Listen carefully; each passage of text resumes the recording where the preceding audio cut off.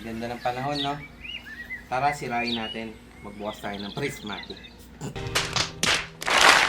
What's up mga kabisyo? Etong nananahimik na poster collection natin ay bubuksan na nga natin dahil walang maiiwang sealed sa ating koleksyon. Maliban sa mga ETB. Eto nga pala mga kabisyo ang Prismatic Evolution ng Scarlet and Violet series at eto yung poster niya. O diba ang ganda?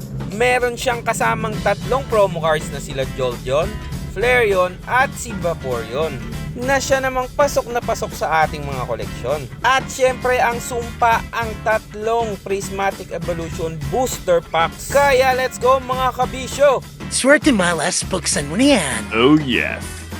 Let's start our week by opening Prismatic Packs. Napakasadista naman talaga natin dito sa part na to. Ang tanong dyan, seswertehin ba tayo o mamalasin pa rin sa Prismatic? And syempre sa first pack, alam na natin yan mga kabisyo, bokya!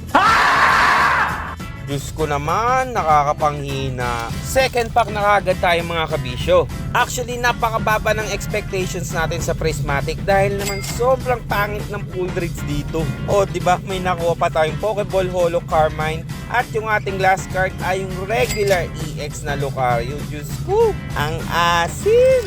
At dumating na nga tayo sa last pack natin mga kabisyo. Will this be a great experience? Or will this be...